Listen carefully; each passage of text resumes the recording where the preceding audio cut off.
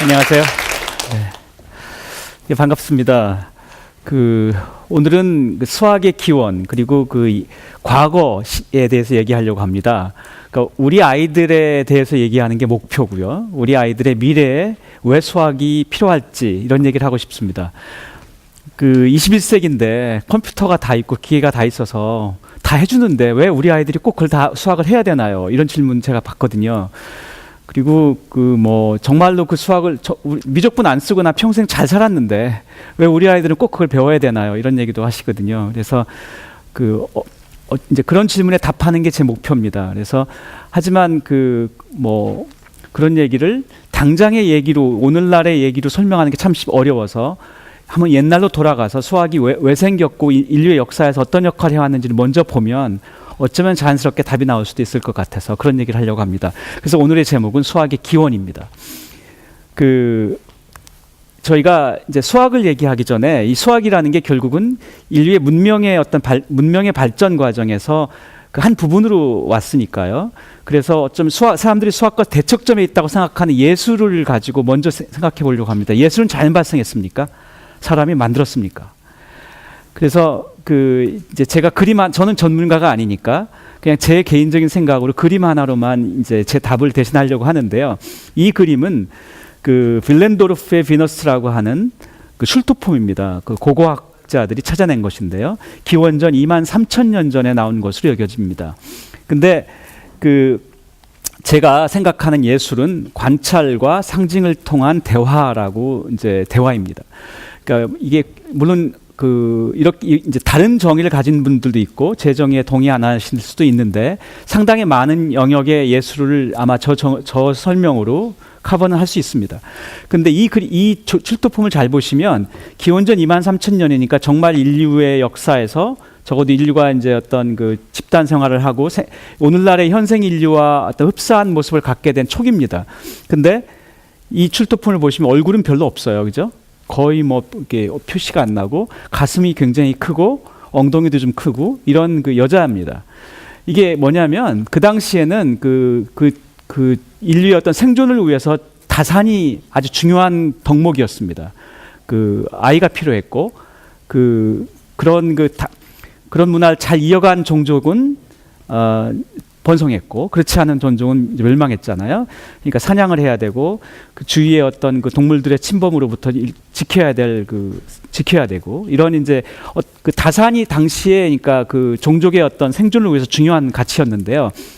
이 슐토폼은 그러니까 그런 다산을 어떤 기원하는 그런 기원을 담고 있습니다. 그러니까 이미 기원전 23,000년 전에 그런 어떤 바람이라거나 어떤 그런 어떤 기대를 이런 상징을 통해서 표현하고 있었다. 그러니까 우리가 생각한 예술의 정의와 굉장히 흡사한 그런 개념의 예술이 존재했다. 그리고 그것은 당시 인류의 어떤 생존과 밀접한 관계가 있었다는 거죠. 그러니까 예술은 그런 의미에서 자연 발생했다고 볼 수 있습니다. 그래서 똑같은 질문을 하려고 합니다. 수학은 자연 발생했나? 수학은 사람이 우리 아이들 괴롭히려고 일부러 만들었나요? 네. 그래서 똑같은 질문을 합니다. 수학은 자연 발생했나? 그래서 저는 이제 오늘 세계 5대 문명을 잠깐 보려고 합니다. 세계 5대 문명이라는 게 지중해 인근의 3대 문명이 있고요. 그게 이제 고대 이집트 문명과 고대 메소포타미아 문명 그리고 고대 그리스 문명이 있습니다. 이게 다 지금 후에 지중해 연안에 있습니다. 그리고 거기에다가 인도로 가서 인더스 문명이 있고 그리고 중국에 가서 황하 문명이 있습니다. 이게 세계 5대 문명인데요. 이 중에서 지중해 인근의 3대 문명을 중심으로 잠깐 생각해 보려고 합니다. 정말 수학은 잘 발생했는지를 한번 물어보고 답을 하려고요. 그래서 제가 지금 그쪽 세 개 문명을 비교하면서 수학이라는 게 관찰이 되거든요. 거기서 찾아지는데 굉장히 다릅니다, 성격이. 그래서 제가 그 두 가지의 측면에서 지금 얘기하고 있는데요. 직접 보시면서 한번 보시죠. 자, 보시면 이거는 아까 제가 빌렌도르프의 비너스 그 출토폰을 보여드렸는데요. 이거는 기원전 2만 년 전 정도로 추측이 됩니다. 그러니까 아까 빌렌도르프의 비너스보다는 좀 더 뒤인데요. 이게 보시면 우리가 이샹고 뼈라고 합니다. 이샹고 본이라고 하는데 여기 동물의 뼈인 것 같은데요. 세로로 줄이 많이 가 있죠. 저게 이제 사람들이 어떻게 해석을 하냐면 당시에는 이제 겨울을 혹한을 날 때 만약 혹한을 나는데 충분히 많은 사냥감을 축적해 놓지 않으면 죽었어요. 겨울을 날 수가 없었어요. 그래서 이제 어떤 종족은 그런 걸 이제 시행착오를 겪으면서 이제 다 죽기도 하고 이런 걸 하죠. 그러면서 어느 정도가 있어야 우리가 겨울을 나는구나. 이제 이런 걸 알게 됐어요. 근데 얼마나 났는지를 이제 기록을 해야 되는 거예요. 그래서 내가 이번 겨울을 날 수 있는지를. 그래서 저게 사냥감의 수를 세서 기록한 것으로 지금 저희가 해석합니다. 근데 그러니까 이미 기원전 2만 년 전에 셈의 개념이 있었다. 카운팅. 그래서 셈의 개념이 그 당시 있었다는 걸 증명하는 출토품입니다. 그러니까 이 카운팅, 즉 센다는 거는 이미 어떤 인류의 당시의 생존의 필요에 의해서 자연스럽게 나왔다는 겁니다. 그래서 수학의 출발은 셈인데요. 이 셈은 생존과 연결돼 있었다. 그래서 아까 제가 했던 질문, 수학은 자연 발생했는가에 대한 부분적인 답이 나옵니다. 자, 그래서 제가 아까 세계 5대 문명 중에서 이제 3대 문명이 특이하게도 이 지중해 인근에 있었다고 했는데요. 한번 보세요. 이게 지중해입니다. 이 지중해는 이제 영어로는 메디터레이니언이라고 합니다. 지중해인데 지중해에서 지금 저 아래쪽이 아프리카입니다. 그림이 보이시죠? 저 아프리카 대륙이 있고요. 그다음 위쪽이 유럽입니다. 그러니까 지중해가 유럽의 제일 남쪽에 있는 겁니다. 남방입니다. 그리고 오른쪽이 중동이고요. 더 가면 이제 아시아입니다. 그러니까 3대 대륙이 저 지중해를 면하고 있습니다. 위에 유럽과 아래쪽으로 아프리카와 오른쪽으로 아시아입니다. 그러니까 우리가 말하는 중동이라거나 극동이라거나 하는 표현들은 철저하게 유럽 중심적인 표현들입니다. 유럽이 세계 중심이 있다고 생각을 하고 거기에서 오른쪽 동쪽으로 조금 가면 중간 동쪽으로 가면 중동이 있고 더 동쪽으로 가면 극동이 있습니다. Far East가 있습니다. 그래서 이제 완전 유럽 중심의 세계관에서 나온 표현들입니다. 근데 이제 저기에서 보면 저 지중해라는 그 근처로 저렇게 세계 3대 대륙이 연결돼 있고 거기에서 우리 세계 3대 문명이 발전했으니까요. 그러니까 어떤 인류 문명의 발상지라고 해도 과언이 아닙니다. 그래서 그리고 신기하게도 수학이라는 게 전통이 저 3대 문명에서 다른 색깔로 나타납니다. 그래서 제가 지금 크게 두 개로 나눴는데요. 이 중에서 저 밑에 이집트, 고대 이집트 문명하고 오른쪽 저기가 메소포타미아라고도 하고 바빌로니아라고도 합니다. 저 바빌론이 지금의 이라크입니다. 여기 그림이 보이시나요? 오른쪽에 이라크가 보이시나요? 이라크가 저 근방이 바빌론입니다. 그래서 저 바빌로니아 또는 메소포타미아 문명이라고 하는 게 지금의 이라크 근처에서 발전한 문명이고요. 이집트 문명은 물론 아프리카의 북단에서 발전했죠. 그러니까 아프리카의 북단이지만 인접해 있기 때문에 굉장히 문화를 공유합니다. 그래서 실제로 다 회교권 국가들이고 지금은 튀니지니 이집트니 다 저쪽에 있습니다. 그리고 이제 위쪽이 고대 그리스인데요. 이제 그리스인데 고대 그리스 문명은 시기적으로는 이집트와 바빌로니아보다 상당히 뒤입니다. 그러니까 좀 더 나중에 발전했죠. 근데 색깔이 다릅니다. 뭐냐면 이집트와 바빌로니아 문명에서는 여기 쓴 것처럼 이집트에서는 나일강이 범람하니까 거기서 당시 이집트 왕 파라오죠. 파라오의 가장 큰 숙명은 땅이 경계가 다 없어졌을 때 그거를 공평하게 다시 원래 크기로 해서 나눠주는 거. 그걸 할 수 있어야 그게 왕이었어요. 그래야 분쟁이 안 생기거든요. 근데 그걸 못하면 왕의 자격이 없어서 쫓겨납니다. 그리고 죽기도 하고. 그러니까 당시 이집트 왕에게 있어서 땅의 크기를 재고 경계가 다 없어져서, 그러니까 홍수가 와서 경계가 다 없어져도 원래 크기하고 같은 땅으로 나눠져서 땅 주인들 사이에 분쟁이 안 생기게 하는 능력은 당시 제왕학의 기본이었습니다. 그러니까 따라서 수학은 왕이 다음 왕에게 넘겨주는 중요한 비밀이었다고 합니다. 그러니까 당시는 그러니까 수학이라는 거는 제왕이 될 사람들이 배우는 학문이었습니다. 그러니까 그걸 할 수 없으면 통치자로서 자격을 상실하는 거예요. 그러니까 그게 지금 이집트고요. 그래서 이제 그리고 피라미드를 졌죠. 그리고 뭐 무덤을 그 안에 짓고 이렇게 위해서 그 기하학이 발전했고 그래서 기하학이라는 게 geometry인데 영어로 geo 땅, metry 측정입니다. 땅을 측정하는 겁니다. 그걸 갖다 우리말로 이제 기한데 혹시 옛날에 학교를 다니신 우리 어머님들은 학부모님들은 그 몇어찌라는 수필이 옛날에 교과서에 있었습니다. 양주동 선생님의 그게 뭐냐면 몇 어찌가 기하가 몇 기 어찌하거든요. 그래서 이분이 이제 한학을 공부하신 분인데 이제 학교를 나중에 갔어요. 일제 때 갔더니 기하학 책을 주더라는 거예요. 그래서 이게 몇 어찌인데 몇 기 어찌한데 이게 무슨 말인지 모르겠더라. 그러면서 이제 새로운 세상에 눈을 뜨는 그런 그 벅참 거 뭐 이런 걸 얘기하는 수필이거든요. 몇 어찌라는 수필이.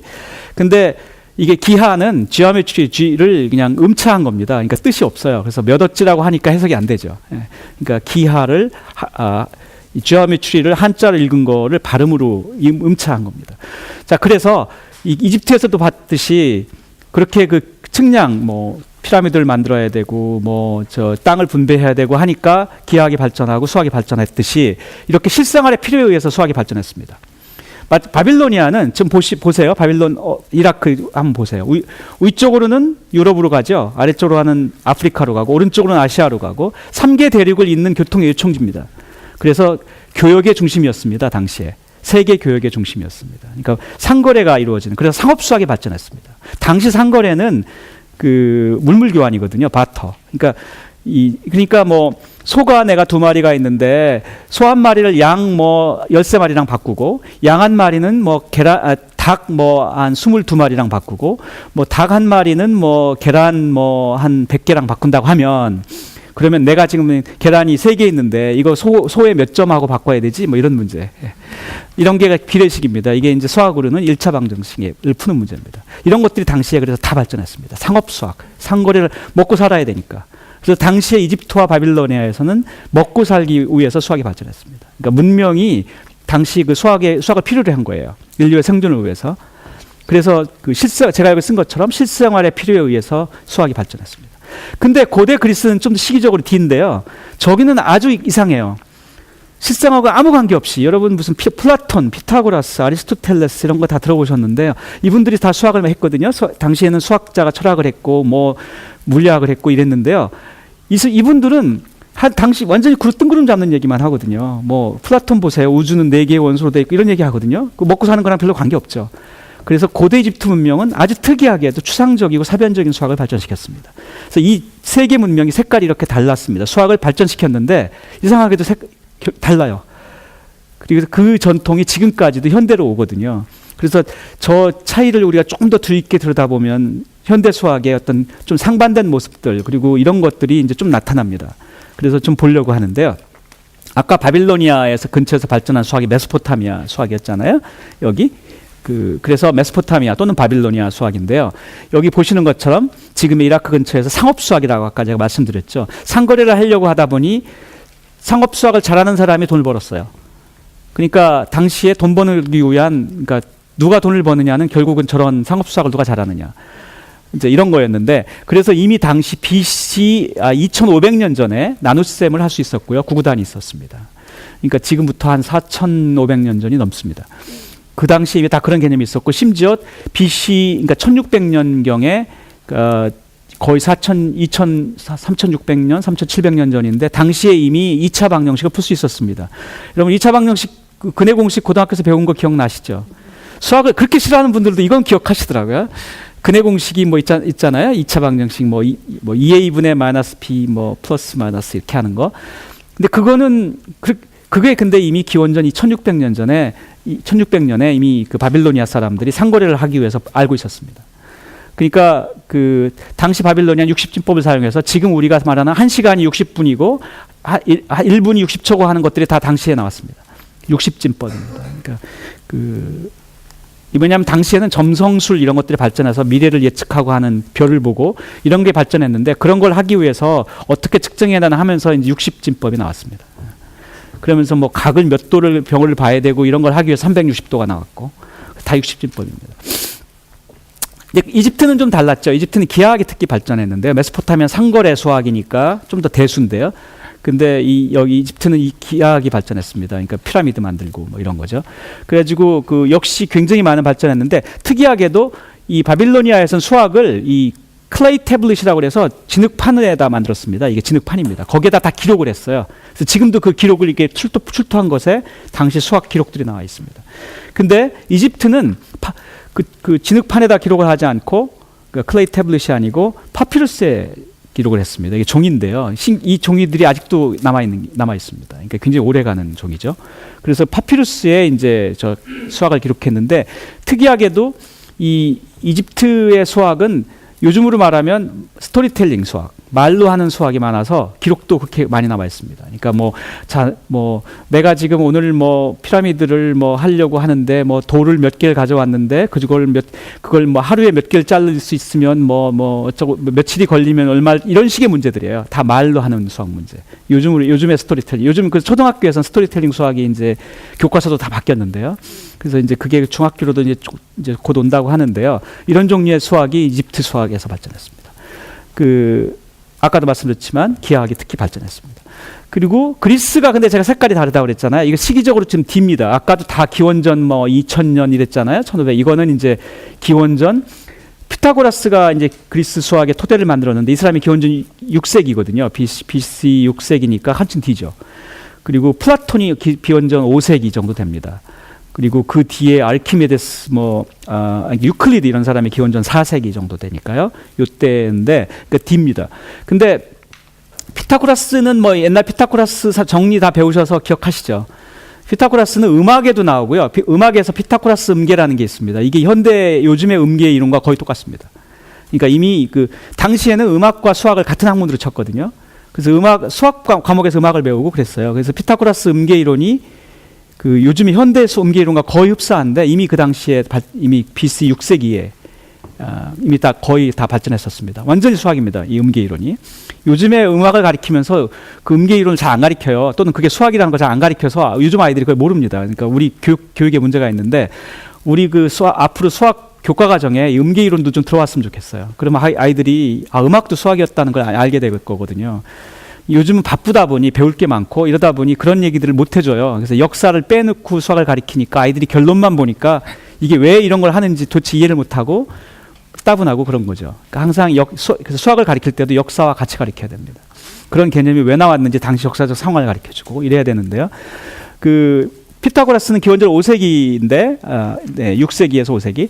근데 이분의 학파에서는 마테마타라는 걸 강조했습니다. 이 마테마타가 요즘의 수학의 어원입니다. 수학이 영어로는 mathematics인데요. 이 mathematics가 그리스어로 마테마타입니다. 근데 마테마타가 그리스 말로 의미하는 건 수학하고 아무 관계 없습니다. 그냥 배우는 겁니다. learning입니다. 그래서 배우는 거를 당시엔 수학이라고 그랬습니다. 그러니까 당신은 배우는 게 그러니까 수학이라는 게 얼마나 광범위한 걸 의미지 알 수 있죠. 천문학도 다 수학이라고 그랬고 음악도 수학이라고 그랬습니다. 근데 그게 마테마타였어요. 그래서 마테마타를 그러니까 배우고 가르치는 행동을 말했는데 이 마테마타에서 4과목을 가르쳤습니다. 그게 산술, 기하, 천문, 음악인데요. 이게 다 하나로 봤어요. 그러니까 요즘으로 말하면 천문은 그래도 어떻게 해가지고 수학이랑 비슷하다고 치고 산술과 기하는 당연히 수학이고요.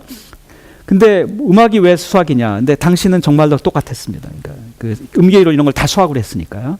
그래서 같았는데 이게 중세 유럽으로도 이전통이 옵니다. 중세 유럽의 대학에서는 총 7과목을 중요시했습니다. 7개 과목을. 그 중에서 이제 자유교환 과목이라고 합니다. 7개 과목을 대학의 가장 중요한 과목으로 쳤는데 그게 기초 3학과 상급 4학으로 나눠졌거든요. 기초 3학은 글쓰기, 읽기.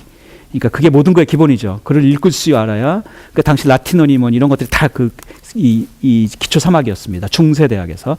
상급 4학 그걸 다 한 다음에 이제 정말로 지식인이 되기 위해서 배워야 되는 게 상급 4학인데 그게 산술, 기하, 천문, 음악 그리스 시대의 피타고라스 학파의 그 마테마타에서 배우던 4과목과 똑같습니다.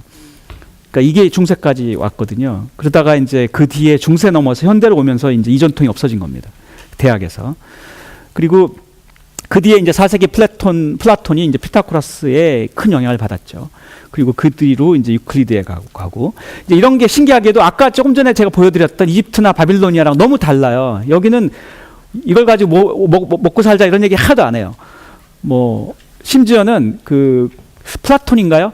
그 자기 제자 중에 선생님 이걸 왜 우리가 이런 걸 배워야 되나요? 했더니 너 나가 쫓아내잖아요. 그 그리스 시대 그 자기 그 플라톤 그 저 학당에서 그런 얘기가 나오는데 그 정도로 당시에는 그러니까 그 뭐라고 그러죠? 그 추상적인 거 우주의 질서 뭐 이런 것들을 그 자체로 중요하게 생각했거든요. 근데 이게 그 아까 말한 세계 문명이 너무나 다릅니다. 다른 두 문명은 그러지 않았거든요. 당장의 인류의 어떤 생존의 필요와 굉장히 밀접하게 관계했었죠. 이런 차이가 참 신기하게도 왜 났는지 이제 이런 생각을 하게 되는데요. 그 제가 그래서 이 문명이 두 가지의 좀 색깔을 수학이 적어도 초기에 나올 때는 이렇게 다르게 출발했다고 말씀드렸는데요. 이게 그러니까 이런 거를 우리가 그 색깔이 다른 두 가지가 정반 합의로 발전한다라는 그런 헤겔의 역사 철학이 있습니다. 그러니까 이게 우리가 변증법이라고 하죠. 그러니까 어떤 그 새로운 어떤 믿음이, 어떤 신념 이런 게 있고, 그거에 대응되는 어떤 대척점에 있는 게 나오고, 이제 그거의 어떤 한계나 모순을 해결하는, 이제 대응하는 거죠. 그러고 나서, 그러니까 예를 들어 실생활에 필요한 것만 뭐 이집트에서 바빌로니아에서 해가지고 많이 발전은 했지만 그 이상은 못 가더라. 그 이상 진짜로 필요한 어떤 진보가 안 생기더라. 이제 이런 거거든요. 그러니까 인도이집트 수학에 와서 굉장히 많은 진보를 이뤘습니다. 그 실생활에 필요하고 관계없는 그냥 추상적인 일을 했는데 그 과정에서 오히려 훨씬 더 발전해서 사실은 실생활에 더 큰 도움이 됐거든요. 그래서 꼭 우리 삶에 도움이 된다는 게 당장에 필요해서만 그걸 해결하려고 해가지고 되는 건 아니다라는 거죠. 그리스가 요즘 우리가 바빌론이나 이집트의 수학은 잘 기억 못 하잖아요. 근데 플라톤 다 하지 않습니까? 그 정도, 그러니까 신기하게도 세상에 발을 안 뒀는데 오히려 그게 세상에 더 영향을 줬습니다. 그래서 이제 이렇게 정반합, 이렇게 그 역사를 좀 이따 보시면 이게 이런 그 긴장 관계가 상호 대립하면서 이렇게 그 발전하는 게 계속 옵니다. 이게 이제 소위 역사가 그렇게 발전하는 거죠. 그래서 이제 합이라는 게 21세기에는 그 두 가지가 어떤 그 균형을 이루면서 이제 발전해야 된다라는 이제 그런 결론, 이제 적어도 역사를 공부한다면 그런 결론을 내야 되겠죠. 이 그리스 제가 좀 이거 예를 몇 개 들었는데요. 유클리드라는 사람 이름도 혹시 좀 아시죠? 들어보셨죠? 그 유클리드가 여러분 그 세계 인류 역사상 가장 많이 인쇄되고 가장 많이 읽힌 책이 뭘까요? 예, 성경입니다. 예. 근데 두 번째로 많이 인쇄되고 읽힌 책이 뭘까요? 예. 그 유클리드의 기하학 원론입니다. 성경 다음으로 인류 역사상 가장 많이 인쇄되고 가장 많이 읽혔습니다. 그러니까 그 이제 기록이죠. 그러니까 이 유클리드의 원론이라는 게 기하학 원론인데요. 그러니까 이 19세기에 그 리만이 출연해서 리만 기하학을 만들 때까지 2000년 넘게 동안 그 인류에게 있어서 기하학이란 건 유클리드 기하학이었거든요. 그 이제 그런데 이 유클리드 기하학은 이제 기본적으로 어떻게 출발하냐면요. 소위 말하는 공리라는 것부터 출발해요. 공리라고도 하고 공준이라고 하는데요. 영어로는 이제 공리를 엑시옴이라고 번역하고 공준이라는 건 퍼스츄릿이라고 번역하는데 우리 같은 뜻입니다. 그러니까 우리 이거는 질문하지 말고 받아들이자. 사실 맞는 것으로 이렇게 약속하는 것이 공리입니다. 그러니까 뭐 예를 들어서 여기 유클리드의 공리 중에 하나가 이겁니다. 두 개의 점이 있으면 두 개의 점 사이에는 평면에 있는 두 개의 점 사이에는 그걸 지나는 직선이 유일하게 하나 꼭 있다고 하자. 이게 유클리드 공리 중에 하나입니다. 근데 우리 생각에 당연하잖아요. 평면에 점 두 개 있으면 거기 있는 선이 분명히 있겠죠. 그리고 게다가 두 개가 반드시 하나 있겠죠. 두 개 없겠죠. 평면에서. 이게 너무 당연한데, 근데 이제 그렇게 너무나 당연해서 우리가 다 믿을 수밖에 없는 거를 우리가 처음부터 야 이건 우리가 질문하지 말고 그냥 왜 사실인지 질문하지 말고 받아들이자라고 적어놓고 약속하는 거예요. 그래놓고 그걸 사용해서 논리적인 과정을 거쳐서 이제 다른 것들을 끄집어내는 거예요. 그래서 그런 몇 개의 포스츄릿인데요. 이게 공리 1, 공준 1, 공준 2, 막 이렇게 해가지고 그런 것들을 사용해서 온갖 걸 끄집어내요. 뭐 그래가지고 그 중에 하나가 뭐 요즘 중학생들 배우는 뭐 내심이 어떻고 원의 내심, 외심, 뭐 삼각형의 내심, 외심 이런 모든 것들을 다 그 몇 개의 공준에서 다 끄집어냅니다. 내심이 반드시 있고 뭐 외심 이런 것들을. 그러니까 그 우리가 이미 받아들이기로 약속한 몇 개의 공리에다가 논리적인 어떤 그 생각의 과정을 더해서 우리가 원하는 굉장히 복잡한 어떤 기하적인 것들을 끄집어낸다. 이런 과정을, 이게 이제 유클리드 기하학의 기본 과정이거든요. 근데 이게 그 서양 문명에 그 아주 심대한 영향을 줬습니다. 제가 여기 예를 몇 개 들었는데요. 그리스적 사유 체계의 상징이라고 그랬는데 이게 유클리드의 사고가 이게 수학과 아무 관계가 없는 뭐 것들에도 영향을 줬습니다. 그러니까 예를 들어서 미국의 독립선언문, 이게 수학이랑 관계 있을 리가 없죠.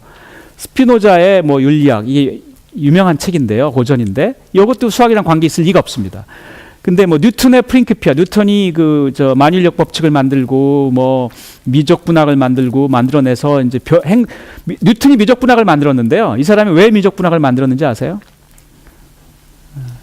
별의 운동을 이해하려고 했습니다. 하늘에 별이 떠다니고 행성이 다니는데 도대체 저것들의 움직임을 어떻게 기술해야 되나 하다가 결국은 이제 그 유클리드 기하는 도저히 힘들다라는 걸 알게 돼서 이 사람이 미적분을 만들었거든요. 그래서 미적분은 사실 여기서 말하는 별은 천체 운동인데 여기서 말하는 천체는 대부분 다 행성입니다. 사실은. 네, 행성의 운동을 이해하기 위해서 미적분을 만들었습니다. 근데 요즘 학생들은 미적분을 배우는데 이거 미적분을 도대체 왜 만든 거야라는 걸 모르고서 그냥 배우거든요. 그러니까 얼마나 따분하겠어요. 근데 이제 이 행성의 운동을 그러니까 미적분을 알고 나면 왜 지구가 태양 주위를 도는데 타원으로 돌고 이런 것들 다 증명할 수 있습니다. 그 만유인력 법칙에다 써서. 그러니까 이제 이런 것들인데, 그러니까 뉴턴의 프린키피아는 그래도 수학적인 게 수학적이죠. 다른 두 개 독립선언문이나 스피노자 윤리학은 전혀 수학과 관계 없는데 이것들이 다 이 유클리드의 원론에서 영향을 받았다고 합니다. 왜 그러냐면 예를 들어서 독립선언문에 제가 예를 하나 들어왔는데요. 제일 마지막 보세요. 독립선언문의 출발이 자 모든 사람은 평등하게 태어났다 이렇게 씁니다. 이게 이제 공리입니다. 왜 그렇지 물어보면 그 묻지 마 그래요. 이게 이제 공리입니다. 공리는 질문하지 않는 거거든요. 그러니까 우리 그거 받아들이자.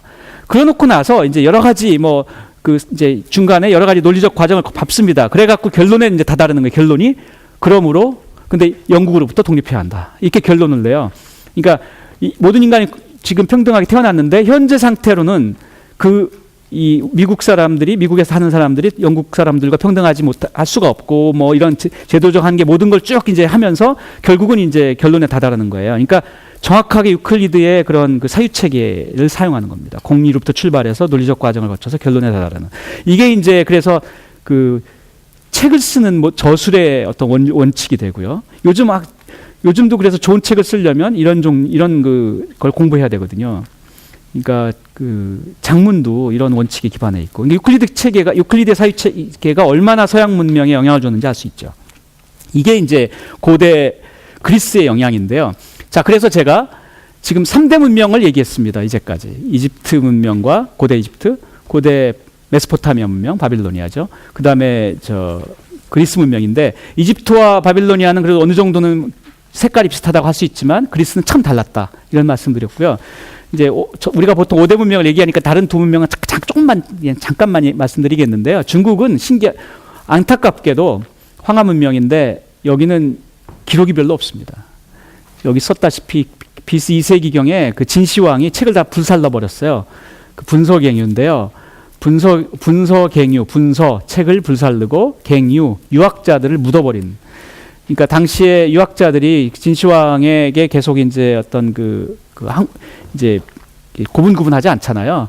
그래가지고 자기들끼리 당파 싸움만 하면서 실제 이 사람들을 이롭게 하는 그런 학문을 하지 않는다 이러면서 이제 책을 다 불살랐는데 딱 그러면서 점성술에 관한 책, 그 다음에 농산, 그러니까 농업에 관한 책 이런 것들만 빼고는 다 불살라 버려라 그래가지고 분서, 그 다음에 갱유. 엄청나게 큰 땅을 판 다음에 거기다 몇백 명의 유학자들 다 집어넣고 그냥 덮어버렸어요. 그래서 갱유입니다. 유학자들을 덮어버렸어요. 이게 분서갱유인데요. 이게 BC 2세기경인데 이때 그래가지고 책이 다 없어져 버렸어요. 그래서 수학책도 중국도 굉장히 높은 수준의 수학을 발전시킨 것으로 지금 추측이 되거든요. 근데 기록이 없습니다. 그러니까 이제 한 사람이 할 수 있는 얼마나 많은 역사에 큰 영향을 줄 수 있는가를 여기서 볼 수 있는데요. 장구한 중국의 수학 역사가 다 없어졌어요. 이제 조금 남아있는 거는 이게 지금 구장산술이라는 유명한 책입니다. 이게 중국의 수학을 얘기하면 꼭 나오는데요. 이름 정도는 기억하셔도 좋습니다. 요즘 상식 문제에도 자주 나옵니다. 이 구장산술은. 이건 AD 2세기경인데 그 전에, 분서갱유 전에 있었던 그 수학들이 이제 구전으로 남아있거나 말로 아니면 뭐 조그맣게 어디 숨어가지고 살아놓은 책이 좀 있다거나 뭐 이런 것들을 모아서 이게 기록한 거예요. 그래서 저기에 보면 그 이전에 이제 수학을 추측 정도를 할 수 있습니다. 근데 저기에 이미 보면 뭐 파이 원주율 파이 계산하는 3.14 이거 계산하는 방법도 나오고요. 뭐 가우스 소거법 방정식 연립방정식 푸는 방법도 나오고 피타고라스 정리도 나옵니다. 그러니까 이미 그 전에 그러니까 고대 중국에 굉장히 많은 큰 수학이 발전했으면 알 수 있는데 높은 수학이 이제 지금은 그러니까 저런 형태로 간접적으로 추측만 할 수 있습니다. 인도가 마지막 이제 인더스 문명인데요. 사실은 이 인더스 문명이 정말로 현대 수학에 큰 영향을 줬습니다. 아까 이집트 같은 경우는 기하학이 발전했다고 그랬는데 인더스 문명은 대수를 발전시켰습니다. 숫자를 갖고 하는. 제가 여기 좀 써놓은 거 보시면 영의 개념이 인도에서 발견됐다고 나오는데요. 서양에서 유럽에서 0이라는 게 숫자로 받아들여진 건 이제 500년밖에 안 됐습니다. 16세기예요. 이게 참 사람들이 안 믿기 어려워하는데 0 없이 어떻게 덧셈이나 뺄셈을 했느냐. 숫자에 0이 없다는 게 무슨 말이냐. 당연히 0이 없이 하는 생성이 안 되잖아요. 그러니까 0이라는 게 뭡니까? 뭐 3 더하기 0은 3 이런 식이잖아요. 그러니까 더해도 아무 변화를 안 만드는 수 이런 거잖아요. 그 항동원이라고 하는데 이런 건데 그런 거 없이 수학을 했어요. 16세기까지 서양에서. 근데 왜 처음에 이제 인도에서 발전해서 그게 이제 12세기에 유럽으로 갔거든요. 그런데 받아들여진 데 400년이고 4세기가 걸렸어요. 왜 그랬을까? 왜 그렇게 0이 유럽에서 안 받아들였을까? 이제 이런 말을 하는데요. 0이라는 게 없다는 뜻입니다. 없다. nothingness. 비어있다. emptiness입니다. 이런 뜻인데 없다. 없는 수예요. 수가. 그러니까 원래 인력에서 가장 처음에 나온 수는 양의 정수죠. 자연수. 1, 2, 3, 4 카운팅하는 수. 세는 수. 그러다가 이제 여기 5개 사과 있었는데 하나 가져갔어. 뭐 이런 가져가는 거 이제 이런 걸 마이너스로 표현하기 시작했고. 그래서 마이너스 1개 이렇게. 근데 0이라는 건 여전히 왜냐하면 0이라는 건 아무것도 안 하는 거라서 5개 사과가 있는데 하나 가져가면 마이너스 1개지만 아무것도 안 가져가면 그냥 아무것도 안 한 건데 그 숫자라는 걸 그걸 표현할 필요를 못 느꼈어요. 그러니까 0이라는 숫자는 굉장히 추상적이고 철학적인 숫자지 어떤 셀 때 나오는 수가 아니에요. 그러니까 이게 숫자라는 건 센다는 개념으로 이해했기 때문에 이게 이제 그리스에서도 이게 안 발견됐어요. 그래서 이게 신기하게 그래서 참 0을 발견한 건 인더스 문명인데요. 그리고 유럽에서 왜 이렇게 0이 그래서 안 나왔느냐? 제가 아까 답을 안 했는데 이게 많은 역사학자들은 이게 이제 당시 중세의 카톨릭과 연관지입니다. 중세 이제 이 신학도 여러 가지 이제 조류가 바뀌는데요. 중세 가장 유행했던 오랫동안 중세를 차지했던 신학이 이제 소위 말하는 충만의 신학이라고 합니다. 세상에 이렇게 은혜를 가득 차 있고, 그러니까 이런 이제 이렇게 하는데 이게 비어 있다라는 개념이 없어요. 받아들이지 않아요. 그러니까 그래서 이 비어있다 또는 nothingness, 없다, 공허 이런 거를 신성모독이라고 했답니다. 그래서 0이라는 숫자를 주장하는 사람들은 화형당했습니다. 중세에는. 이게 신성모독이었거든요. 그러니까 이게 이제 몇백 년 동안 이게 나올 수가 없었어요. 그러니까 수학을 하다 보면 이게 나올 수밖에 없다는 걸 아는데도 얘기할 수가 없었고 이제 그 당시의 역사적 상황과 관계 있습니다. 그래서 결국 이걸 발견한 건 8세기경의 이 인도 수학이었고요. 인도는 당시 힌두교인데요. 힌두교는 이 공허, 비어있음 이런 게 종교의 어떤 오히려 중요한 부분이어서 너무 자연스럽게 발견됐답니다. 그러니까 이 문화적이고 종교적인 그런 차이가 결국은 이런 수학의 차이로 나타났습니다. 그래서 이게 이제 결국은 12세기에 피부나치라는 사람이 상인이에요, 이 사람이. 근데 수학을 많이 공부해가지고 피부나치 수열이니 뭐니 이런 게 지금도 남아 있는데요. 이분이 이제 결국은 이분이 아랍 말을 잘했답니다, 피부나치가. 그래서 아랍어로 된 책들을 이제 이 영어로 그러니까 유럽 언어로 번역하는 일을 합니다. 이 피부나치가 이탈리 사람인데 그러면서 이게 이제 르네상스를 만들어냅니다. 르네상스라는 게 결국 고전이 번역되면서 만들어졌거든요. 그래서 인도는 그런 기여를 했는데요. 자, 문명이 제가 5대 문명을 했는데 이 5대 문명이 기반이 돼서 결국 유럽 수학이 발전했습니다. 그죠? 근데 그 중에서 가장 크게 영향 준 건 이제 물론 고대 그리스입니다. 그 다음에 인도 수학. 왜냐하면 이 16세기가 르네상스의 시대입니다. 르네상스는 이제 부흥 재발견인데요. 재발견이라는 게 바로 고전이 번역되기 시작하거든요, 이때. 근데 가장 고대의 가장 마당발이었던 문명이 인도 문명입니다. 마당발이라는 게 상거래를 하기 위해서 세상 끝까지 갔어요, 이 사람들은. 그러니까 교역을 하던 사람들이에요. 가지고 뭐 고대 그리스도 가고, 고대 이집트도 가고, 가지고 그 상거래를 위해서. 거기 있는 책들도 다 이렇게 가져오고, 이래서 이걸 다 자기 나라 말로, 아람 말로 번역을 했어요. 그래서 그 아람 말로, 그러니까 고대 그리스나 이런 문헌들이 다 아람 말로 번역이 돼 있었어요. 이게 유럽으로 와서 번역됩니다. 그래서 이제 이게 고전이 번역되면서 이제 그리스의 그런 성취, 당시의 그 철학 이런 것들이 이제 재발견되는 거거든요. 그래서 그게 이제 16세기 르네상스를 만듭니다. 그래서 당시에 특히나 이런 것들이 이 금속활자 발명이 이걸 가속화시켰죠. 왜냐하면 금속활자가 발명되기 전에만 해도는 성경은 이 성직자들의 전유물이었거든요. 찍기가 어려워서 소수만이 가질 수 있었고, 그러니까 보통의 가톨릭 신자들은 전혀 성경을 읽을 기회가 없었어요. 그냥 들려주는 설교에서 들려주는 말만 듣고 그런 이제 믿은 거예요. 그 수밖에 없었어요. 책이 없었어요. 근데 이 구텐버그 때문에 성경이 인쇄되기 시작하면서 보통 사람도 성경을 읽을 수 있게 됐어요. 그러면서 이제 이거 아닌데 하고 이제 예를 들어서 뭐 그동안 배웠던 것들에 배신감을 느끼기도 하고, 그래서 종교혁명이 일어나죠. 그러니까 이런 결국은 과학의 발전이 이런 종교혁명도 심지어 만들어내고, 그 다음에 이제 그러니까 이런 문명의 발전 과정을 보면, 그래서 수학이나 과학이나 이런 어떤 문화 또는 심지어 예술의 발전이 굉장히 궤를 같이 합니다. 그러니까 르네상스 시대의 음악과 미술과 과학이 굉장히 색깔이 비슷하거든요. 그러다가 또 바뀌고, 그러면서 합리의 시대, 그래가지고 이성의 시대, 거기 또 음악과 심지어는 음악과 미술에서도 그런 조류가 나타나고, 수학에서도 또 과학에서도 그렇습니다. 그러니까 이런 것들이 결국 당시만 해도 굉장히 같이 갔습니다. 그래서 이 르네상스가 되면서 이제 수학이 본격적으로 이제 재발견되기 시작했고요.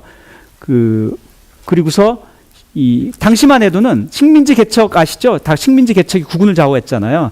그래가지고 이제 초기에는 스페인과 포르투갈이 주로 했고, 나중에 영국이나 이런 나라들이 이제 식민지를 가지고, 한때 전성기 때는 영국이 왜 해가 지지 않는 제국 나라 이렇게 말하잖아요. 그러니까 온 세계에 다 있어서 식민지가 어느 곳인가는 항상 해가 떠 있는 거죠. 그래서 해가 지지 않는 나라. 그러니까 식민지 개척이 국군을 좌우하던 시대였어요. 왜냐면은 그래가지고 자원을 수탈하는 거잖아요. 그쪽의 자원을 다 가져오는. 그래가지고는 옛날에 자기들끼리 이렇게 아껴 쓰고 아니면 교류하고 이런 게 없이 그냥 식민지 가서 다 가져오는 이제 시대가 된 거죠. 그러니까 수탈이죠. 그러니까 그래서 식민지 개척이 국군을 좌우했습니다. 더 많은 식민지를 가지면 더 많은 걸 가져오기 때문에 그 나라가 더 잘 살고 이렇게 된 거죠. 그래서 이 내비게이션의 시대입니다. 이때가 그래서 이 지도 작성이 정말로 이제 국군에 영향을 주는 시대가 됐고요. 항해, 내비게이션의 시대가 됐습니다. 근데 항해를 하려니까 옛날의 항해가 아니잖아요. 동네 금방 가는 게 아니니까, 안 가본 데 가는 거니까. 그러니까 도대체 내가 지금 어디 있는지도 모르잖아요. 가면 바다 한가운데서 자기 어디 있는지 어떻게 알겠어요? 그래서 이제 수학이 발전했습니다. 삼각함수가 그래서 발전했습니다. 삼각함수가 달의 위치와 내 이 그림자와 이걸 다 비교하면 이 삼각형을 만들어서 내가 지금 어디 있는지 알 수 있거든요. 삼각함수가 내비게이션, 항해의 필요에 의해서 발전했습니다. 그리고 그러니까 이제 요즘으로 말하면 GPS 우리 내비게이션 있죠. 차에서 여러분들 요즘 다 그거 없으면 아무 데도 못 가잖아요. 저는 그거 없으면 못 가는데요. 그 내비게이션이 요즘은 이제 삼각함수 정도 가지고 안 되고 GPS라고 그래서 그게 이제 자기 위치를 찍어주는데, 근데 문제는 내가 지금 어디 있는데 내 목표는 여기인데 그 사이에 갈 수 있는 길이 엄청 많잖아요. 갈 수 있는 길이. 왜냐하면 온갖 도시가 있고, 여러분 여기서부터 여기까지 도시가 한 100개 있잖아요. 그럼 그 사이에 내가 지금 다 점검해야 되는, 이렇게 갈까 이렇게 갈까 해보는 길의 개수가 몇백 조가 넘습니다. 내가 비교해야 되는 길의 개수가. 그 중에서 최단 길을 찾아가지고 알려주는 거거든요. 그러니까 그게 엄청난 수학이 들어갑니다. 그래서 그게 이제 80년대 그 수학이 나오면서, 원래 GPS 기술은 60년대 나왔었어요. 20년 동안 안 썼어요. 왜냐하면은 아까 말한 것처럼 내가 어디 있는 줄 알고 목표도 알겠는데 그 사이에 가능한 길이 그렇게 많은데 그 중에서 가장 빠른 길이 뭔지를 어떻게 아냐고요. 그죠? 그 수학이 있었는데 그 수학이 몇백 조 개를 비교해야 되니까 불가능해요. 그러니까 그거 해가지고 답 딱 낼 정도 되면 이미 난 늙어 죽었어요. 그러니까 안 되는 거예요. 근데 그거를 이제 소위 말하는 선형 리니어 컴플렉스리라고 하는, 그러니까 그걸 엄청나게 빠르게 하는 그 수학이 80년대 나오면서 이제 그러면서 이제 내비게이션이 나왔습니다.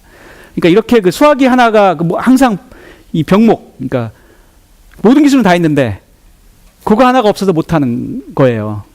그러니까 정확히 내비게이션이 그런 예인데요. 이때도 내비게이션이 항해를 가야 되는데 가가지고 굶어 죽어요. 어디 있는지도 모르고 뭐 식량도 충분히 안 가지고 갔다가, 그죠? 근데 생각함수를 이용한 자기 위치 확인법이 나오면서 이제 그게 해결된 겁니다. 그래서 이게 이제 르네상스의 그 고전이 재발견되고 그러면서 내비게이션에 의해서 수학이 발전하고, 이 수학도 근데 사실은 실생활 삶의 필요에 의한 수학이죠. 그리스적 수학이라고 볼 수는 없죠. 그러니까 인류의 어떤 문명의 필요에 의해서 발전한 수학이죠. 16세기도 그랬습니다. 17, 18세기가 소위 계몽주의의 시대입니다. 합리주의의 시대, 이성의 시대입니다. 당시의 음악과 미술이 다 조류가 같습니다. 근데 이 당시에 17세기에 미적분이 나왔습니다. 라이프니츠와 이제 뉴턴이 독자적으로 만들었는데요. 아까도 말씀드렸다시피 천체 운동을 이해하려고 하다가 결국 미적분이 나왔습니다. 그러면서 이제 이게 과학혁명을 이끌어내거든요. 그래가지고 뭐 그 뒤에 이제 세상이 바뀌는 거죠. 이제 18세기 지나면서 저 당시 나왔던 유명한 이름들이 여기 보이시는 뭐 갈릴레오니, 케플러 이런 사람들이 이제 17, 18세기 계몽주의 시대의 과학자이자 수학자입니다. 근데 이때만 해도 역시 그러니까 계몽주의도 결국은 지식을 가지고 뭘 하는 거거든요. 또는 어떤 대중의 국민의 어떤 민중의 필요에 부응하는, 지식이 부응하는 의미거든요. 그러니까 그래서 이때 나오는 것들도 전부 다 어떤 삶의 필요와 문명의 필요에 대응하는 수학이라고 볼 수 있습니다. 그러니까 아까 말한 제가 두 개로 나눴던 그 관점에서 보면 여전히 바빌로니아적이라고 볼 수 있습니다.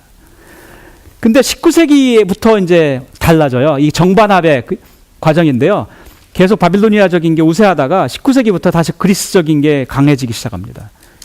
이 긴장 관계인데 19세기에 수학의 추상화가 본격적으로 이제 가속되고요. 이 중에서 혹시 몇 분 아시는 분도 있으실지 모르겠는데 가우스니 무슨 저 중에서 혹시 가우스는 들어보셨을까요? 다른 분들은 좀 수학자들이라 잘 못 보셨죠. 리만, 코시, 아벨, 갈로아, 칸토르 등인데요. 저 사람들이 이제 19세기에 수학의 추상화를 선도합니다. 그래서 수학이 극도로 추상화되고 이제 사변적으로 돼가는데요. 이거 도대체 이걸 갖다 어디다 쓰지? 이제 이런 질문이 나오는 거죠. 옛날 그리스 시대 플라톤의 제자가 했던 것처럼. 근데 아까도 말씀드렸는데 저 단계를 거치면서 그냥 삶의 내비게이션 해야 되니까 할 수 없이 삼각함수 발전하고 이 정도 수준의 수학이었는데 저걸 거치면서 수학이 정말 찬차원이 높아집니다. 그러면서 나중에 이제 20세기에 들어와서 아까 말한 것처럼 GPS도 만들고 이제 GPS를 하기 위한 수학을 만들고 이런 거는 그 수학으로부터 나오거든요. 그러니까 항상 필요한 것만 하다 보면 그걸 못 넘는 거거든요. 한 번 정도는 그래서 넘어야 될 때는 그래서 이제 이거 왜 하지 안 묻고 넘어가야 될 때가 있는 거예요. 그리고서 이렇게 정말 무슨 천상의 수학 같은 걸 해놨는데 그러고 나서 그게 지상으로 내려오면 온갖 거에 쓰이는 이런 양식이라고 볼 수 있습니다. 20세기 오면서는 정말로 수학이 추상화됩니다. 힐버트니 이런 사람들인데, 자, 그래서 제가 이제 두 가지를 얘기하려고 합니다. 이제 그리스적 수학과 제가 바빌로니아적 수학이라는 그런 표현을 썼습니다. 이 수학이 이제 문명에서는 어떻게 있었는지 좀 보셨으니까 이제 확인하셨는데, 자, 이게 20세기 와서 이제는 21세기에는 이제 어떤 모습인가를 보려고 해요. 그러면서 이제 우리 학생들이 배우는 수학이 어디쯤에 어느 위치에 있는지 어떤 역할을 하는지 이제 요거를 이제 말씀드리려고 하는데요. 그래서 그리스적 수학이 그리스에서 피타고라스나 플라톤이나 유클리드가 한 거에서 끝나지 않았다. 그 뒤에 이제 진화합니다. 자, 그리스적 수학의 진화인데 제가 그 밑에 부제를 난제 해결의 역사라고 했는데요. 가끔 혹시 뉴스나 이런 거 보시면 누가 수학에 몇백 년 된 무슨 난제를 풀었대더라 이런 거 나오잖아요. 그런 거 보면 굉장히 많은 분들이 상당히 냉수적으로 말씀하세요.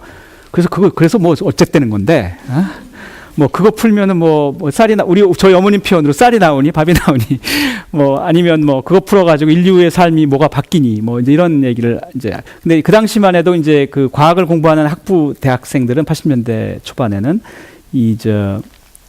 이것저것 과학 철학이라거나 과학사라거나 이런 것들에 대한 갈증이 좀 있었어요. 세상이 왜 이런 걸 우리가 하게 됐을까 이런. 그래서 그 당시는 그런 걸 같이 모여서 책도 읽고 하는 그런 조금 붐 같은 게 있었거든요. 요즘 대학생들은 스펙 쌓기에 바빠서 그런 걸 잘 안 하는 것 같아요. 근데 얘기를 들으니까 뭐 어젠가 어떤 그 뭐 이 삼성이라거나 현대라거나 이런 데서도 이제 요즘 그 이제 시험을 본다고 해요. 그 신입사원을 뽑을 때 그 시험에서 얘기 들으니까 이제 논리적 사고력 뭐 이렇게 하는 그런 수학 문제도 나오고 역사 문제도 나오고 이제 그런다는 것 같거든요.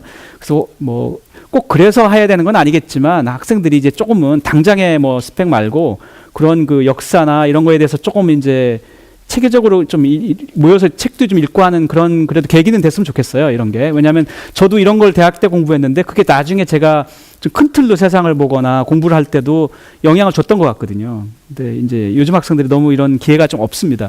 이 토마스 쿤이 제가 그래서 그 당시에 읽었던 책인데요. 과학혁명의 구조에서 이분이 뭐라 그러냐면 질문을 딱 던져요. 자, 과학이란 게 역사에서 연속적으로 발전했을까? 이렇게. 과학이란 게 점진적으로 개선하면서 뭐 조금 개선하고 누가 더 개선하고 다른 사람이 또 막 이러면서 점진적으로 과학이 이렇게 발전해서 여기까지 왔을까? 이런 질문을 하거든요. 그러면서 이제 결국 답은 아니다랍니다. 아니다. 이분의 답은. 그러니까 주장이죠. 많은 사람들이 그걸 믿습니다. 근데 그에 동의합니다. 과학은 점진적으로 발전하지 않았다. 점진적으로 발전하는 단계가 있다. 지금 저기에 계단 그림이 있죠? 계단 그림에서 오른쪽으로 수평 비슷하게 조금씩 올라가는 계단입니다. 저기서 점진적으로 발전하는 거예요. 근데 그 과학이 어떻게 하다가 딱 이제 난관에 부딪혀요. 해결이 안 되는 거예요. 그 과학의 틀로. 너무 어려운 문제가 나가지고 해결이 안 돼요. 뉴턴이 도대체 지구의 움직임, 뭐 달의 움직임 이런 거 좀 이렇게 알고 싶은데 지금 이게 왜 달이 저렇게 움직이는지 해결이 안 되는 거야. 기존의 과학으로. 그게 난제입니다. 조금씩 올라가는 저 계단의 수평선 비슷한 저기 끝입니다. 딱 부딪힌 거예요. 별 일을 해도 안 돼요. 별 짓을 해도 안 되고 어떻게 해봐도 안 돼. 해결이 안 돼요. 저게 난제입니다. 과학의 난제입니다. 근데 그러다가 어떤 뭐 대천재가 탁 나타나가지고 해결을 한다거나 아니면 뭐 아주 훌륭한 수학자들이 많이 나타나서 결집해서 팀을 만들어서 그룹을 만들어서 아주 뭐 집중적인 노력으로 딱 해결을 한다거나 이제 이런 과정을 거치는 거예요. 그래가지고 그 문제가 딱 해결되면서 점프를 합니다. 저기에 지금 수직선 비슷한 이 계단에서 탁 뛰는 거예요. 완전히 새로운 틀이 생기고 우리가 그거 보고 새로운 패러다임이 생긴다고 합니다. 과학의 새로운 패러다임이 생겨서 이전의 과학으로는 전혀 볼 수 없었던 것들이 보이고 그래가지고 그 틀 안에서 이제 세상의 문제를 새로 해결하기 시작하는 거예요. 그래가지고는 다시 또 이제 아직 틀이 다 안 찼으니까 그걸 또 틈을 메우고 이러면서 과학이 또 점진적으로 발전합니다. 그래서 저 두 번째 계단이 또 나오는 겁니다. 그러다가 또 부딪혀요. 뉴턴이 그렇게 해가지고 한번 딱 떴는데 막 몇백 년 잘 살아왔는데 20세기 와가지고는 원자핵이 나오고 전자의 움직임 하는데 이게 영 안 맞아요. 원자핵, 전자의 움직임이 뉴턴력학으로 아무리 해봐도 안 맞아요. 이게 엉터리거든요. 이게 말이 안 되는 거예요. 게다가 원자핵 안에 보면은 거기 보면 양성자가 이렇게 있거든요. 양성자가 전기를 띄어요. 플러스끼리. 같은 플러스 띄어 있는데 걔들끼리 묶여 있잖아요. 아니 같은 플러스면 밀어야 되는데 얘네들이 왜 묶여 있지? 이게 뭐 전자기도 안 통해. 맥스웰 전자기학은 플러스 마이너스는 당기고 이런 거거든요. 자석도 북극 남극 해가지고 이렇게 당기고 같은 거는 밀치고 이러는 건데 아니 이놈의 양성자가 같은 플러스인데 왜 붙어 있냐고요. 뭐 이게 그러니까 전자기학도 안 통하고 양자기학도 안 통해요. 20세기입니다. 이게 20세기 초반. 그래갖고는 결국은 뭐예요? 과학자들이 쫙 모여갖고 막 하더니 결국 양자역학을 만들어냈습니다. 가지고 한번 또 띱니다. 기존에 안 풀리던 문제가 다 풀리기 시작했거든요. 그러니까 20세기 초반이 양자역학이 시대입니다. 노벨상이 수도 없이 나왔습니다. 저걸로. 다시 또 이렇게 가는 거예요. 저게 그래서 과학은 저렇게 발전한다. 저게 토마스 쿤의 과학혁명의 구조 이론입니다. 근데 저는 그래서 이제 여기서는 수학은 어떤가? 수학도 저런 비슷한 방식이 있을까? 이제 이렇게 생각을 해보는 거예요, 지금. 근데 수학에서는 아까 말한 다른 과학에서 그런 난관, 도저히 안 풀리는 문제, 그러다가 이제 별의 운동이라거나 이 원자핵의 구조, 이 움직임이라거나 이런 식으로 기존의 틀로는 안 풀리던 문제가 완전히 새로운 패러다임의 등장으로 풀리잖아요. 근데 그것처럼 수학에서도 몇백 년, 몇천 년 동안 안 풀리는 난제들이 있거든요. 수학의 난제. 그게 바로 저런 역할을 한다. 그게 이제 천재일 수도 있고 아까 말한 어떤 어떤 집중적인 그룹 연구일 수도 있는데요. 그 문제가 해결이 탁 되면서 아까 말한 것처럼 페르마 마지막 정리 뭐 이런 거 풀었다고 쳐요. 근데 그래서 뭐 어쨌다고 이렇게 하는데 그걸 푸는 과정에서 완전히 새로운 수학들이 나오거든요. 그 몇백 년 동안 안 풀리는 거는 기존의 수학에 뭔가 흠이 있고 뭔가 구멍이 있다는 뜻이잖아요. 그거를 메꾸기 위한 새로운 개념의 수학이 나오고 이러면서 그 문제가 풀리는 거거든요. 근데 그 문제가 풀렸어요. 그럼 그 문제 자체는 안 중요합니다. 그건 잊어도 돼요. 근데 그걸 푸는 과정에서 나온 새로운 수학과 개념이 다시 이제 다음 세대를 또 끌고 나가는 거거든요. 이게 수학에서의 난제의 역할입니다. 이게 그리스적 수학이라고 저는 생각합니다. 왜냐하면 당장의 어떤 필요에 의해서 발전한 수학이 아니고 지적인 어떤 그 질문, 호기심 이런 거를 해결하는 과정에서 나오거든요. 근데 그게 실제는 인류의 문명을 드라이브한다. 이제 이런 관점이에요. 그래서 난제 예를 제가 몇 개 갖고 왔는데 이건 좀 어려워서 제가 짤막하게 넘겠습니다만 난제 중에 예 중에 그냥 한두 개인데요. 여러분 2차 방정식은 일반 근해 공식 다 아시죠? 2차 방정식. 고등학교 때 배우셨죠? 근해 공식 기억하시죠? 근데 정말로 연세 드신 분들도 그렇게 수학 옛날에 싫어하셨던 분들도 이건도 그 기억들 많이 하세요. 하도 고생을 하셔서.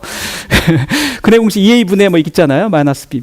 2차 방정식 근해 공식이 있습니다. 3차 방정식은 어떻죠? 3차 방정식이란 건 2차 방정식은 이제 뭐예요? ax 제곱 더하기 이렇게 가는 거잖아요. 3차 방정식은 ax 3승 그죠? 더하기 bx 제곱 이렇게. 이런 것도 똑같이 근해 공식 만들 수 있을까요? 이런 질문 할 수 있잖아요. 이거 됩니다. 결론부터 말씀드리면 됩니다. 고등학교에서 안 배우고 대학에서 배우기도 하고 그러는데 옛날에 이미 17, 18세기 때 했습니다. 4차 방정식은 어떤가요? 더 복잡하겠죠? 근데 그것도 됩니다. 카다노의 공식이라는 게 있습니다. 제가 대학생들한테 가끔 그 방학 때 요즘은 애들이 이제 집에 가기 싫어서 집에 가면 엄마한테 맨날 들볶여요. 그래서 학교에 기숙사 있겠다고. 제가 있는 대학은 포항공대라서 학생들이 다 기숙사 살거든요. 방학 때 되면 집에 가야 되는데 집에 가기 싫어서 무슨 핑계를 만들어서라도 학교에 있으려는 애들이 있어요. 그러니까 이제 그래가지고는 와가지고 방학 동안 교수님 교수님하고 무슨 연구 과제를 하고 싶습니다. 이래요. 그러면 이제 문제를 이제 주면 방학 동안에 이제 하겠다는 거예요. 그래서 이제 어쨌든 간에 공부하겠다는데 노는 것보단 낫잖아요. 그래서 이제 제가 과제를 줄 때가 있는데 보통 제가 자주 주는 과제 중에 하나가 이겁니다. 4차 방정식의 근해 공식을 검색하지 말고 만들어 봐라. 인터넷 검색하면 나오니까 그거 하지 말고 이런 건데 한 두세 달 애들이 열심히 하면 하거든요. 그런데 이게 이 문제가 5차 방정식은 어떤가요? 5차 방정식도 근해 공식이 있나? 이게 그리스 시대부터 물어봤거든요. 고대 그리스 시대부터 2000년 동안 물어보던 질문인데요. 이게 19세기에 풀렸습니다. 이게 그래서 역사상 가장 오랫동안 안 풀리다가 결국 풀린 문제 예 중에 하나입니다. 2000년을 못 풀던 문제인데 19세기에 아까 갈로아라는 사람과 아벨이라는 사람이 동시대에 독자적으로 풀었습니다. 역사라는 게 참 웃겨서요. 그 몇천 년 동안 안 풀리던 문제가 하필 또 천재가 동시에 같은 때 나냐고요. 그래서 같은 때 푸냐고요. 그러니까 한 사람이 독점할 수 있었는데 그 유명한 걸 지금은 두 사람이 하여간 참 신기해요. 천재가 하필 동시에 나타나서 그랬는데 결국은 풀렸습니다. 근데 저것도 지금 그래서 또 어쨌다고. 근데 저걸 풀면서 이 갈로아라는 사람이 만든 게 군론이라는 그룹 디어리라는 걸 만들었는데요. 저게 화학에서 결정을 이 크리스털의 구조를 공부하는 이론, 물리학에서 게이지 이론, 그다음에 입자 물리학 이론 이런 것들을 하는데 토대가 됐습니다. 완전히 자연계에 있는 그 대칭성을 표현하는 그 도구거든요. 그래서 신기하게 저 문제 자체가 중요한 게 아니라 그걸 하는 과정에서 나온 새로운 이론이 19세기와 20세기를 완전히 바꿔놨습니다. 수학뿐만 아니라 물리학과 화학까지 바꿨습니다. 그러니까 이런 게 난제의 역할이 되는 거예요. 그래서 다른 문제도 몇 개 더 있는데요. 이것들은 조금 페르마 문제는 혹시 들어는 보셨을 것 같기도 한데 저건 350년 정도 안 풀리다가 1990년대 말에 20세기 말에 풀렸습니다. 앤드루 와일즈라는 사람이 풀어서 TV에 다큐멘터리도 많이 나왔었습니다. 한 15년 전에. 이거는 제가 그냥 이것도 어려우니까